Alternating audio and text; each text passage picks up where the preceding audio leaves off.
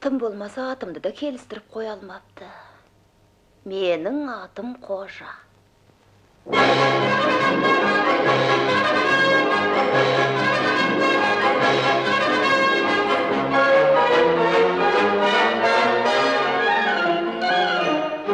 Армысыздар, құрметті көрермендер. Бүгін біз әсем қала Алматыға келдік. Келген себебіміз белгілі кино сценарист, қазақ халқының еңбек сіңірген қайраткері Нұрлан Санжарұлынан сұхбат алуға келдік.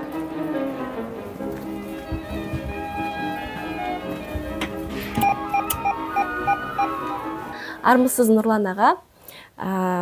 Әуелі сіздің «Менің атым Қожа» фильміне түскеніңізді естідік. Жаңа Қожа жайлы, ондағы сомдайтын рөліңіз жайлы айтып берсеңіз. Маған келді бір-екі жігіт.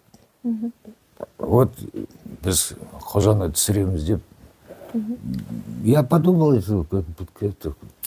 чепуха какая-то. Жоқ, сценарий келді, сценариімді оқыдым, жақсы сценарий. Сосын мен сценаристпін ғой, мен айттым, мынау жақта жерде бір қателері дұрыстасақ, финал басқаша істесек, одар ояға көмектесіңіз дейді. Көмектестім одарды. Сосын одар айтады маған, аға, біз киноға бір кадры түсірсеңіз, бір кадр. Я зачем десем, ол секрет дейді. Ешкімге айтпаймыз, бірақ премьерада ел көреді, сондай мәз болады. Жақсы түсірдім. Ең последний, соңғы кадрда мен вдруг я появляюсь. И зритель сразу узнает, что ой-бай, киноны жазған мынау ғой, қартайған қарт Қожа.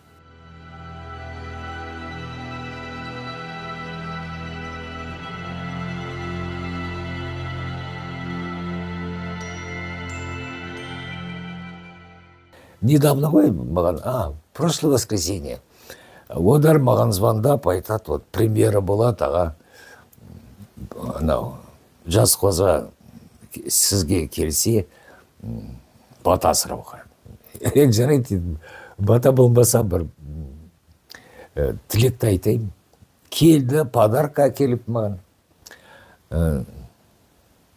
Оған айттым енді. Маған Бердібек аға қалай деді? Мен 5-ші класста оқыдым. Баламы ғой, городской бала, орысша оқыған бала. Бірақ ол маған айтты, ей,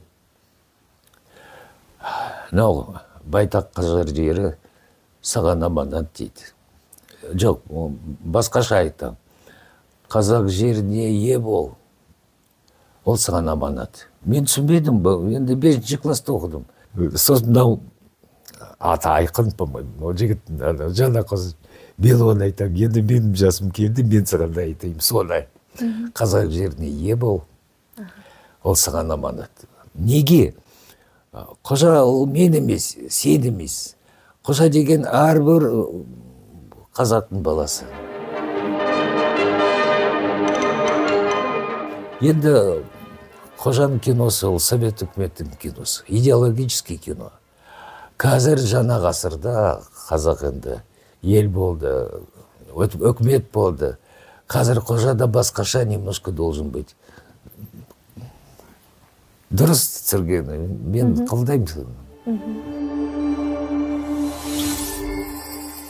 Мен өзім артист емеспін, мен режиссер емеспін. Мен драматург, сценарий жазатын адам. Екінші ғалым, кандидат наук, философский наук. Кітаптарым или художественный, или ғылым кітаптар. Жақсы, енді идеология деп айтып жатсыз ғой. Қазіргі өзіңізді сіз актер санамайсыз, сіз жазушы санайсыз. Енді шығармашылықтағы еркіндік жайлы айтсаңыз, шығарма қалай жазылу керек? Әдебиетте болсын, сценарийда болсын, сол жайлы айта кетсеңіз. Енді әдебиет туралы қалай айтасың? Қазір бірінші мәселе, қазір жастар кітап оқымайды. Ол бірінші мәселе. Қазіргі жастары кітабы мынау телефон. Автобусты қараш, бәрі телефонда отыр. А мынада не? Мынада жай желтый информация бар. А кітап деген оны, во-первых, сату керек, оқу керек, отыру керек, ойлану керек. Оған қазір жастарда уақыт жоқ. Это основная причина. Жастарда қазір уақыт жоқ оқуға. Тем более қазақ әдебиет мынандай жуан кітаптар. 1000 страниц. Жастар қорқады мынандай толстой кітаптарды. Қорқады. Они хотят как кино, чтобы раз быстро посмотрел. Кім виноват содан? Виноват кинематограф. Вы как партнер колхоза и свидетель. Подтверждаете всю эту историю? Да, подтверждаю. Но я хотел бы объяснить. Что объяснить? Я хотел бы объяснить, как все было. Объяснять тут уже нечего. Садитесь. Американский, европейский кино шыққанда классическая литература получила смертельный удар. Потому что классическую литературу надо читать, страдать, переживать. Читать иногда неделями надо. А кино 1,5 часа посмотрел, все понятно. Развлечение. Отырып, мороженое жеп, кино көреді адам. Вот этот классический удар нанес кинематограф литературе. Он нанес такой же классический удар театру. Театр зрителя потерял. Сосын қызық. Ол бәрі, ол информационный революция ғой бұл. Сосын кинодан кейін телевизия келді. Телевизия удар кинематографқа салды. Адам енді үйден шықпай қарайды киноны. Кинематограф понял, что он проигрывает қазір. Енді, 21 ғасырда, енді телевидение удар получил интернеттан. Интернет получил удар на гаджеттан. Стриминговые платформы. Не один. Информация сжимается, маленькая становится. Она должна быть всеобъемлющая, яркая. Вот литература, да, вот современный қазақ проза жоқ. Жақсы проза жоқ. Вот мен ғылым кітап шықты ғой Германияда, 2-ші главаны оқысаңыз. Неден? Баяғыда, вообще әлемде ең жақсы оқитын жазушылар кім? Джек Лондон, Эдгар По, О. Генри. 2 бет бір новелласы. Неден? Ол рассказ емес, әңгіме емес, ол новелла. Новеллада драматическая структура. Кино сияқты, сценарий сияқты. Ол кино кітапта 2-3 бет бәрін көріп қаласың. Қысқа жазады ғой. Содан литература сильно проиграла. И писатели поняли, все, без хлеба остались, надо что-то как-то выходить из ситуации. Они поняли, что литература должна стать короче, она должна стать яркой, она должна стать энергичной. Писатель должен думать не на кончике пера, он должен мыслить сюжетами, эпизодами, сюжетами. Поэтому писатель у драматурга берет инструменты, драматургию. И этими инструментами работает, таким образом рождается краткая проза. Қазақ әдебиетте ол Бейімбет Майлин. Ол рассказ жазбайды, ол новелла жазады. Вот, например, «Сары тон», «Желтая полосатая шуба». Сәкен Сейфуллин, Хамид преследует бандита. Габидин Мустафин такой этнографический рассказ. Это не рассказы, это новеллы, потому что структура, драматургия. Бірақ не болды енді? Бейімбет Майлинді репрессировали, атып тастапты ғой. Сәкен Сейфуллин жоқ қылды ғой. Енді Габиден Мысрепов прожил счастливую жизнь, но он не развивал это направление. Союз писателей это не развивали, а надо было развивать. Тогда, сейчас у нас была бы современная казахская массовая книга. Ол жоқ. Мынандай романдар тұр. Устарелая форма эпоха просвещения, моноромандар. Мынандай 1000 бет, 1500 страниц. Жастар сол кітаптарды албайды, қорқады оқуға, толстой. Содан жастар киноға барады. Енді тағы бір сұрақ қойсақ, осы жазушылар одағынан бөлек, одақта жоқ жастар бар, жас жазушылар бар, сіз сияқты тарихи маңызы бар оқиғаларды көтеріп жүрген бар. Олар сондай одаққа қосылмайды, басқа жақтан биліктен ақша алмайды, өздерімен өздері изгой дейді ғой, солай өздерімен өздері жұмыс істеп жүр. Неден болады? Біздің жазушылардың одағы служит режиму. А писатель режиму не служит. Журналист, он работает на свою редакцию. Он работает на власть. А писателя нет начальников, он сам себе, по себе. Писатель служит истиной, в которой он верит, и все.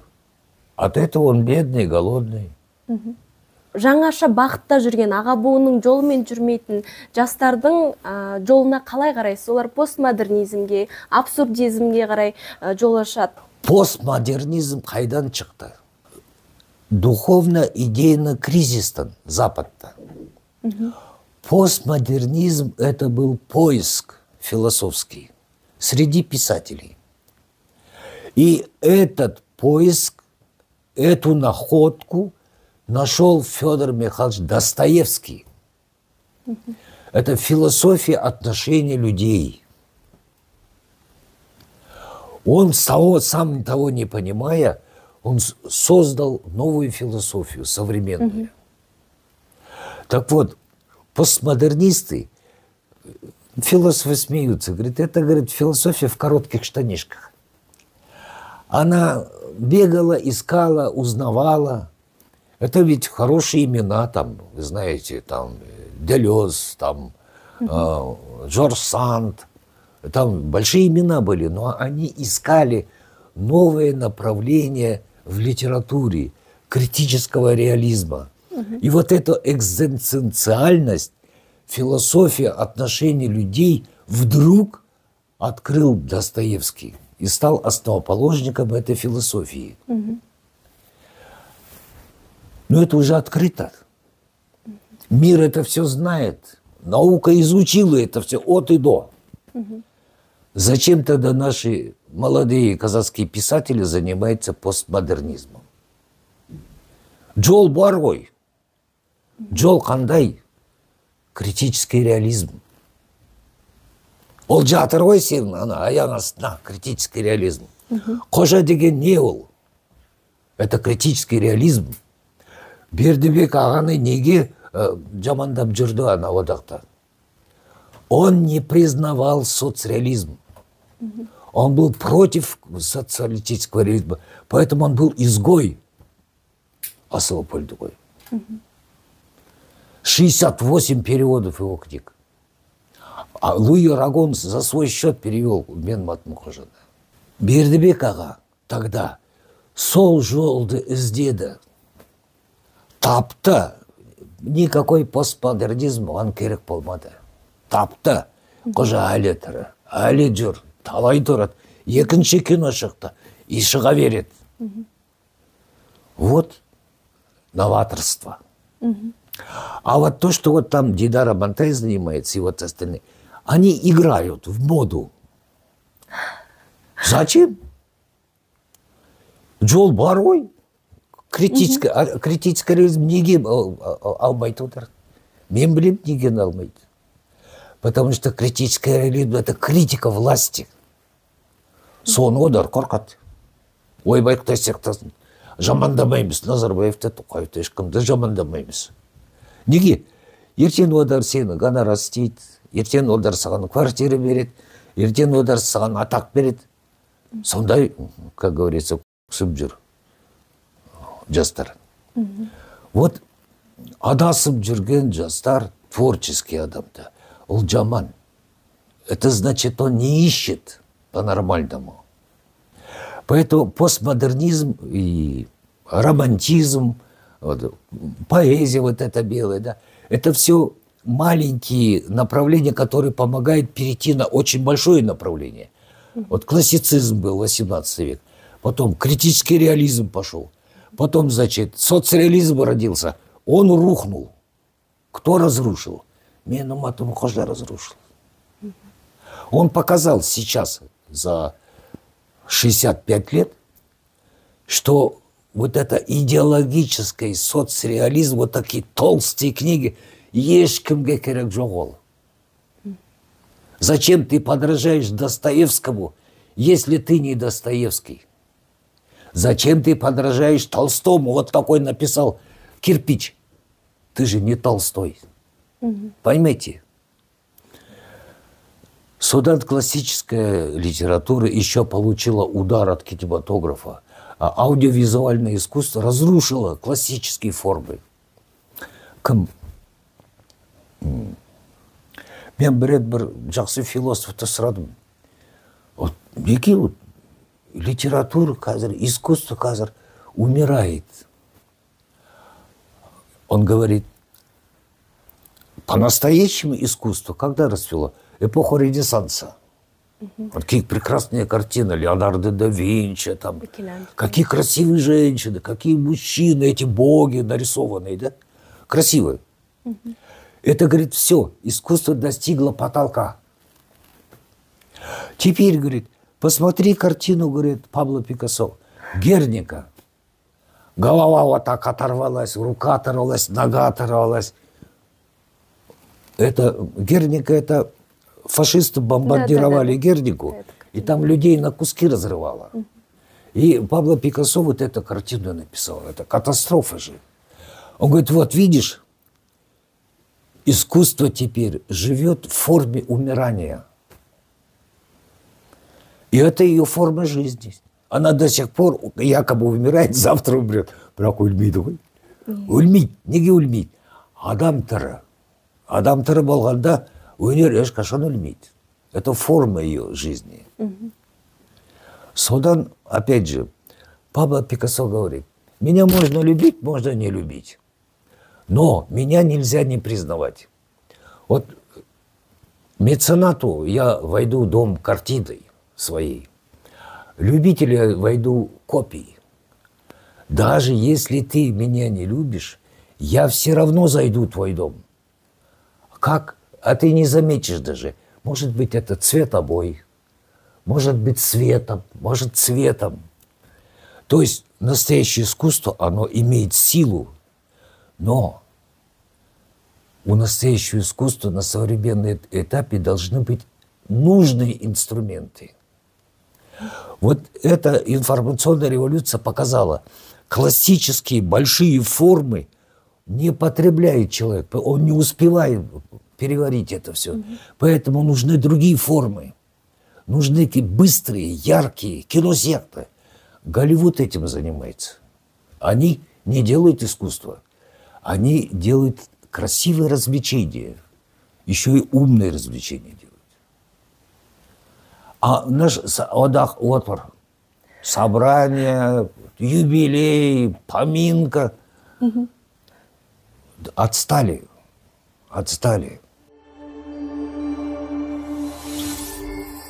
Жақында қазақ фильмге Илзат Ескендір кіре алмай қалды. Бейімбет Майлиннің бір шығармасы бар ғой, Даудың басы Дайрабайдың көк сиыры деген. Сол сияқты қазір қазақ фильмінен дау көп болып жүр. Неге есікті жауып тастағанын мен білем. Мне кажется, мен білем неден. Тоқаев қалай айтты? Енді Жоша туралы кино керек. Менің кітабым бар ғой. Жоша. Тоқаевқа сыйладым соны кітапты. Сосын менде сценарий бар. Жоша. Сол сценарийді министерствоға жібердім біз. Бірақ еще бір жыл өтті, тишина. Сосын аяқ астынан Карин түріктерді шақырды. А қазақтар түсіре алмайды деп.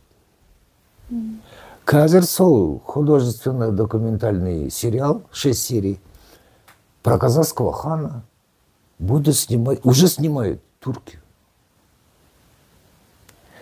Біз енді өкпеледік қой, біз енді. Содан біз киностудияға бармаймыз қазір. Вообще бармаймыз. Менде пропуск бар, менде VIP пропуск. Бірақ мен бармаймын. Ешкім жоқ. Сол, Сергей Азибов барды, сосын тағы бір жігіттер барды, киностудияда жібермейді. Неге жібермейді? Мен білем причинын. Двухпавильонникті анау Жошыдың анау декорацияны түсіреді түріктер. Остерегается, что наши придут и скандал устроят. Сондай бар. Жарайды. Енді ашаршылық жайлы Өлара фильміне сценарий жазуға не түрткі болды? Не себепті бұл тақырыпты қозғағыңыз келді? Тоқтаңдар! Рет сұраймын. Малды қайда жасырдыңдар? Кім айтады? Да. Анау ағай бізді атбастамай ма? Ну, эта тема такая, енді қазақтарға енді қасиетті тема ғой. Сосын я посчитал необходимым откликнуться на эту тему. Меня заинтересовал само понятие слова «өлара». Это 22 декабря. День зимнего состояния солнца. В это время в степи начинается бураны, где-то 3-4 дня бураны. Небо тучи закрывает. Содан қазақтар отырып 3-4 сутки ждут, потому что звезд не видно, жол жоқ. 3-4 дня люди не знают, как жить, что завтра будет. Малды жинап, өздері боранда күтеді, қашан басылады бәрі. Вот это 3 дня, это называется өлара. Тогда вокруг волки ходят, их еще охранять же надо скот. И вот этот период я представил 32 год, когда конфискация началась. Одар қасқыр емес, одар қызыл әскерлер келіп, анау малды сойып алып кетеді. Вообще, куда делось мясо? Қырып бәрді сойды ғой. Отправляли в Петербург, Петроград, чтобы спасти революцию от голода. Қазақстаннан ет, балық, Украинадан астық. Украинада голодомор болды, бізде голодомор болды. Неден? Зато Сталин спас свою революцию, а қазақтар 40% адам өлді. Кстати, анау менің атым Қожада неге Қожаның мамасы аты Милат. Ол 32-ші жылы қайтыс болды, аштықтан. Мамасы Бердібектің ағаны. Содан он так страдал, он сирота же был. Ему было 6 лет или 7 лет. И поэтому он героине матери Кожа дал имя Милат. Мы не знаем, оказывается, у тюрков, у татар есть золотой орден Милат Анаса, мать нации. Его вручили Биби Зухре Акчуриной, которая с мужем Исмаилом Гаспаринским, они распространяли газету о тюрках из Крыма. Я вот, роман у меня есть, «Философский пароход». Я его закончить не могу, там 2-3 главы осталось. Уже 3 года не могу закончить. Он об этом, о том, как первый тюрколог Армении Вамбери, венгерский еврей, он основоположник тюркской науки. Он думал, что венгерский язык родственный язык турецкому. Он был у Фуата Паши помощником, переводчиком, работал у него. Потом он совершил путешествие в Среднюю Азию, и он глаза открыл, что узбеки, казахи – вот основа тюркизма. Замечательный вообще сюжет такой интересный. Его 4 раза хотели убить. Тогда же запрещены были вот эти шпионские вот эти путешествия в Азию. 4 раза он менял свою религию. 4 раза он, иудей, принимал мусульманство. 4 раза. Чтобы его не убили. Вот. Казак. И Алихан Бөкейханов в этой истории тоже есть. Потому что в Москве, когда он под домашним арестом был, когда он хотел бежать в Петроград и на уплывающий философский пароход, хотел с Трубецким встретиться, который проповедовал идею евразийства. Он хотел узнать, что это такое. Его же поймали, вернули назад. И я так думаю, перед смертью Алихан Бөкейханов сказал, что когда-то наступит время, когда тюрки все объединятся. И вот сейчас этот процесс идет. Тюрксой, может быть, это будет как Евросоюз тюркских государств. Может быть. Енді тағы бір сұрақ қойсам, еврейлер өздерінің трагедиясын әлемдік деңгейде атап өте алды. Қазақтар ашаршылық жайлы әлі күнге ресми түрде Голодомор деп, яғни қолдан жасалған ашаршылық деп ресми ақпарат көздеріне әлі жазбайды. Себебі мойындалмаған дейді. Осы жайлы. Да, несколько причин бар ғой. Сіз жастарға сенесіз ба? Сол тарихи әділеттілікті орната ала ма олар? Вот мен мастер Гавриловичу еврей ғой. Мен оны баяғыдан сұрақ қойдым. Евгений Ильич, почему у казахского кино нету хорошей кинокомедии? Ол күліп маған айтады. Вы, говорит, казахи, говорит, не любите над собой смеяться. Содан дейді. Смотрите, грузины какие. Смотрите, евреи. Самый яркий юмор – это еврейский, грузинский. Они над собой умеют смеяться, объективировать умеют. А біздікі өте серьезный. Қабақ қапиып жүреміз былай. Любим президиумға отыру. Ұлы халық. Ол бірінші мәселе. Жарайды, екінші мәселе, біздің политикасы қандай қазір? Многовекторная политика. Это орыстарға мен саған доспын, Қытайға мен саған доспын, Америкаға мен саған доспын, Украинаға мен дос бол. Содан қазақ ғылым, политика остерегаются говорить, что был Голодомор, что орыс виноват. А Украина қорқпайды. А біз қорқамыз. Біз айтады деп ойлайсыз ба? Жастар қолға алады деп ойлайсыз ба болашақта? Енді уақыт келеді, может быть келеді, бірақ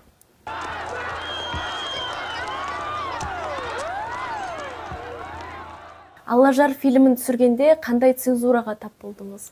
Кеңес кезінде, тәуелсіздік кезінде? Это эпоха целая. Аллажардың 19 вариант бар. 60 страниц тансадыш, по 60 страниц, 19. Мандай рукопись была. Каждый вариант – это новая история.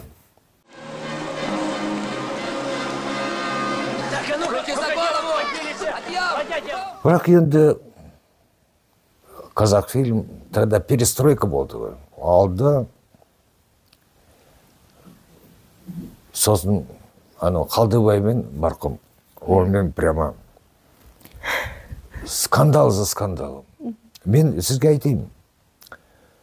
Я считаю, искусство не должно заниматься политикой. Это искусство. Поэтому, да, в начале публицистики много, вот первые варианты. Я постепенно пытался уходить, искал образы героев. Поэтому искал метафоры. Я хотел увидеть сквозь призму его слезы увидеть героя самого. Это как Достоевский говорил, это экзистенциональная часть души человека. Калдыбай, не знаю, он, когда пришел на эту картину, с ним что-то произошло прямо. Он учился в Авгике со мной, младше меня учился. Он прямо, надо делать кино, искусство надо делать. А они с флагом на площади бегают. Я говорю, ты искусство будешь делать или политикой заниматься? Они вот так все смешали. Они, конечно, испугали власть. Они, конечно, с другой стороны, власть нашла механизмы, как с ними бороться. В итоге палки в колеса ставили страшно. Но он сценарий ломал. Он превращал его в политический лозунг. А у меня была трагическая история любви молодых, двух людей. Героя и студент, и студентки. Она погибла там под этой пожарной машиной. А его выбрали крайним, и за ним погоню устроили. По форме это триллер был. Сценарий на 19-м варианте только получился. Знаете почему? Потому что меня познакомили с братом Кайрата Рыскулбекова Талгатом. Молодой парнишка. Он пришел ко мне домой. Мы всю ночь чай пили, разговаривали, он мне рассказывал. И у меня сразу появился образ героя. Это Кайрат Рыскулбеков. Вот поэтому лично я отвечаю за повесть, вот, которая вышла. А фильм – это вариация Калдыбая, покойного. Хотя Калдыбай очень мужественный человек. Он отказался включить в этот фильм Назарбаева. Хотя ему предлагали и квартиру, и все. Калдыбай, он честный человек был. Ну, так получилось. Я думаю, фильма сейчас нигде нет. Потому что кинопленка за 35 лет она должна сгнить. Бактерии появляются на этой пленке. У нас же нету хранилища нужного. Там специальные холодильники нужны. Есть где-то гуляют видеокопии. Ну, супер ВХС, наверное. Поэтому качественной копии фильма нет. Снимал его хороший оператор Абельтай Костеев. Это сын Костеева. Музыка там хорошая была, Куат Шилибаев писал. Потом фильм выдвигали на госпремию, но нас не выдвинули. Мен сіздерге айтайын. Менде бір досым болды, журналист Асқар Бапишев, марқұм. Телевизияда істеген. Маған звондап айтады. Эй, я, говорит, был на коллегии Министерства культуры. Там сказали, что фильм «Алажар» будут выдвигать на государственную премию. Я говорю, о, хорошо. А что ты, говорит, радуешься? Тебя там нету, говорит, в списке. Я говорю, қалай? Встал, говорит, Валиханов Халиджан, который литературный институт директор, он журналист же, и говорит, это почему автор сценария «Алажар» асфальтный казах? Какое он имел право быть автором такой темы? Я говорю, а почему он сам не написал этот сценарий? То есть не знали, за что придраться, придрались за то, что я городской. Сонымен мен фамилиям жоқ, Қуат Шилибаев жоқ, Сашка Дереганов жоқ, Абельтай Костеев жоқ. Сонымен киномыз под запрет попало, потому что Назарбаев не включил. Запретить. И все. И запретили. И вот спешило той, Жай Қалдыбайды қайтыс болды. Столда таптым сценарийді. Сценарий емес, повесть. Қарасам, свежее. И как раз меломан хотел издать Валяра мою. Я говорю, вот у меня «Алажар» есть. А я, как? Разве это вы автор сценария? Я говорю, да. Давайте. Они сами перевели на казахский язык, на русский, на двух языках. Меломанды чықты. меломанда шықты. Қызыл қар деген кітабыңыз. Қызыл қар, енді 35 жыл өтсе де енді главное шықты. Ризамын. Енді Оралман киносын түсіру сіздің өзіңіздің идеяңыз болды ма? Әлде тапсырыс? Оралман название менікі емес. Оралман кино названияны придумал кім? Дәрежан Өмірбаев. Неге айтайын? Менің сценариямда аты Төретам. Да, вот сондай история. Ауғанстаннан семья көшет, келет. Шал другой был немножко. Веселый такой. Он рассказывает. Анадар сұрап отыр. Аға, сен жылқының етін жедің ба? Ол бала кезінде жеген. Афганстанда жоқ қой жылқы етін. Есектер. Он говорит, ой, білмеймін, қазір жылқы етін жесем, вспомнили, не вспомнили. И вот он хвалит. А невестка пуштунка же. Он ей все время говорит по дороге, говорит, вот ты приедем сейчас, говорит, там, Төретам деген ауыл Төретам, Байқонурдың қасында. Байконур красивый город, а тут такой глиняный аул. Төретам написано.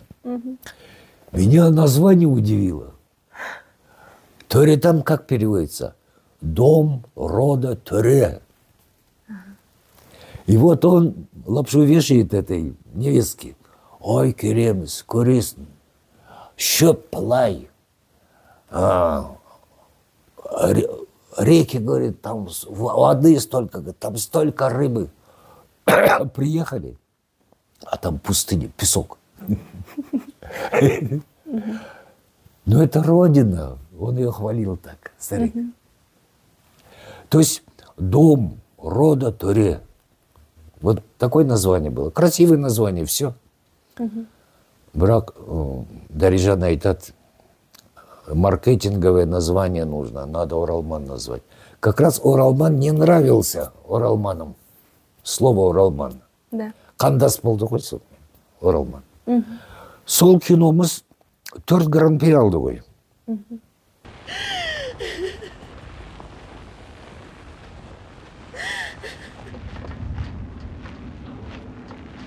Хороший фильм. И этот Есим аға Сегізбаев деген, однофамилец мой.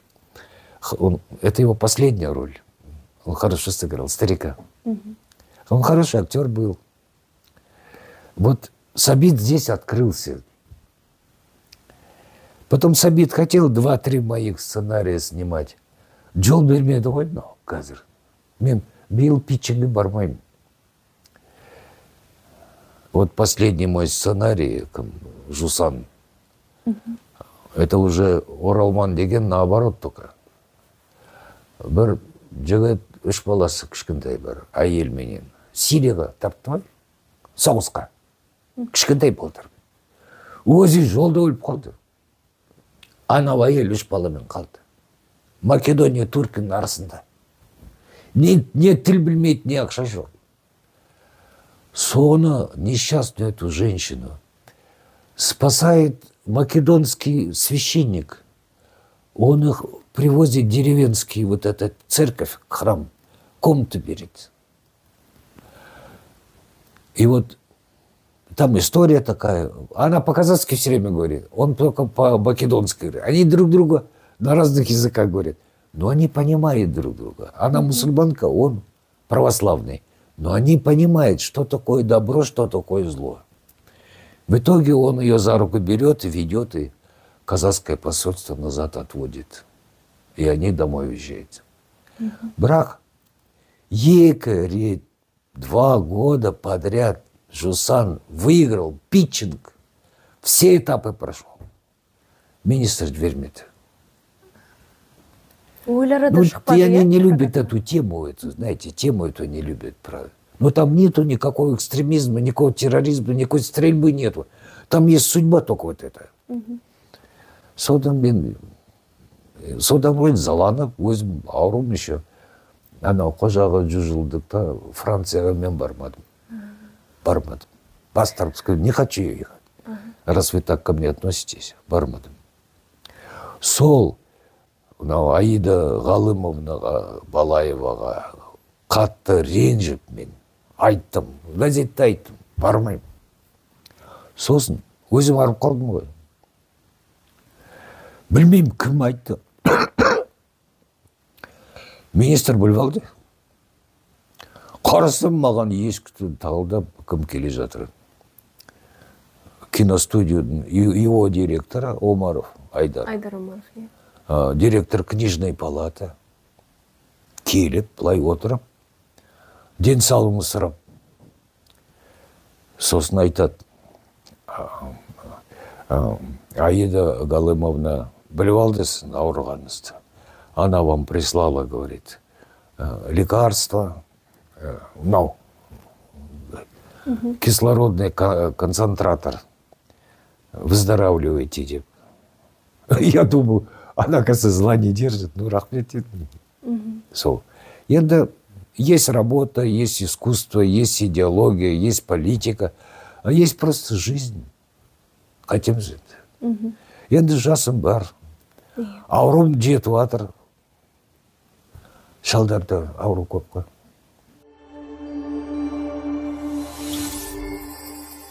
Сіз енді өз ғұмырыңызда екі дәуірді де көрдіңіз. Қалай громче говорите? Кеңес кезеңінде көрдіңіз, тәуелсіздікті де көрдіңіз.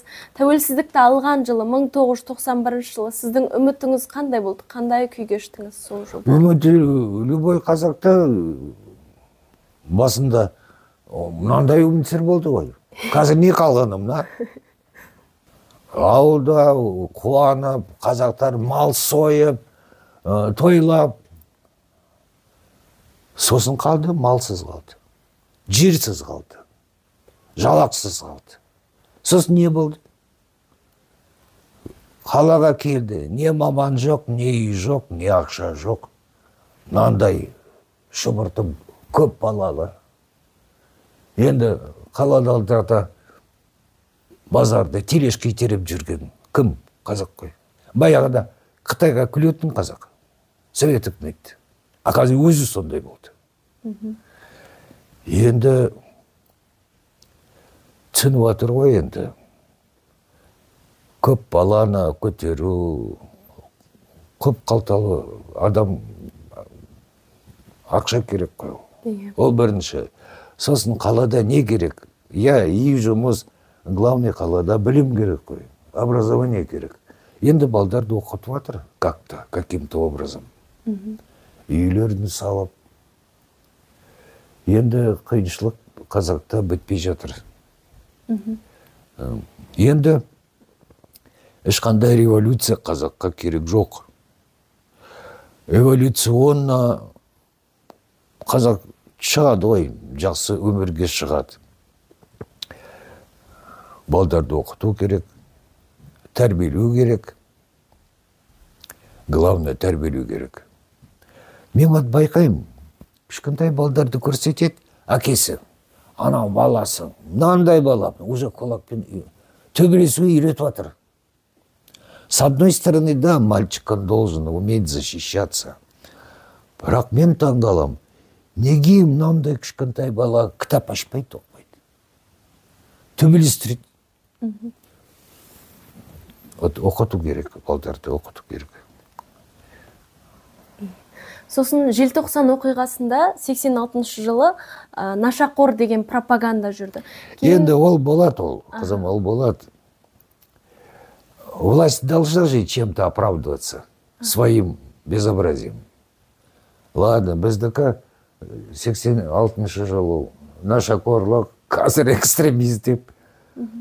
Қаңтар оқиғасында мысалы? Ол бітпейді. Любой авторитарный власть, любой. Бір причина табады ғой. Айтуға. Кім? Мен таңғалатымдың Назарбаевта бір любимый поговоркасы бар. Он очень любил повторять высказывание римского философа Тертуллиана. Народ должен быть наполовину голодный. Тогда им легко управлять. И это до сих пор так. Вот надо не докармливать, и он будет слушаться тебя. Вы говорите цензура дегенде. Вот писатель зажат, человек искусства зажат. Қарсы болсам түк ала алмайсың. Поэтому цензурадан ол өзі самоцензура қосады. Ой, мен былаймын, я за вас, 2 рука за вами. Самоцензура. Сол это последствия такого авторитарного управления. Нам о чем нужно думать? О формировании гражданского общества. Гражданское общество приходит только с образованием. Образование нужно хорошее давать детям. Реальное образование. Желательно техническое образование.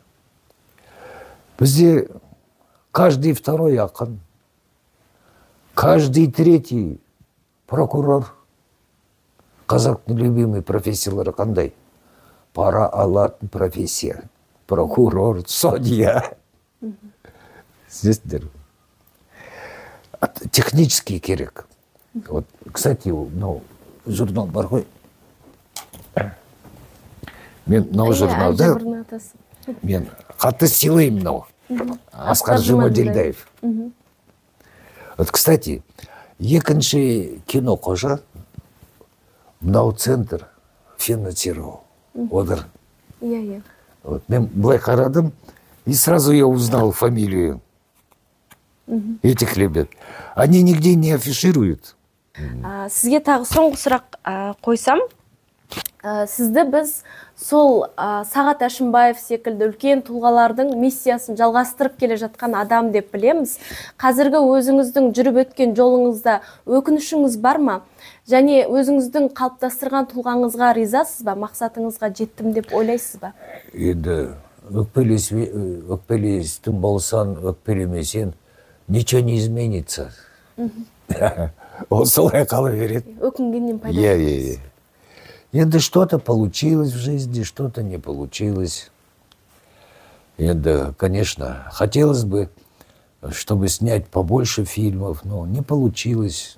Самые лучшие фильмы, это был бы у меня. У меня готовый сценарий Джо Чахан. У меня даже готовый хороший сценарий Батухан. Бірақ, он вақыт келмейді әлі. Енді қазір менде бір 8-7 кітабым столда жатыр, шығып әлі. Мен қазір книжный палатаға жіберем, көрсетем. Вот, позавчера послал я одну. Ертең, может быть, тағы бір рукописті бітірем, соңында жіберем. Енді көреміз енді. Енді жастарға қандай кеңес бересіз? Олар қандай тақырыпты қозғау керек қазіргі кезде? Я думаю, не надо ничего советовать молодым. Жастар өзі білет не істейтінді. Настоящий творческий талант, дарын жігіт ол тақырыбында өзін табады. Жақсы. Нұрлан аға, сұхбат бергеніңізге көп рахмет, алғысымыз шексіз сізге. Енді құрметті көрермендер, осымен сұхбатымыз тамам. Бізге пікір қалдырыңыз, тәуелсіздік жайлы, өнер жайлы өз пікіріңізді жаза отырыңыз. Біздің тарихымызда қазақ өнері үшін, қазақ киносы үшін еңбек еткен адамдар бар. Соның бірі бүгінгі Нұрлан Санжарұлы.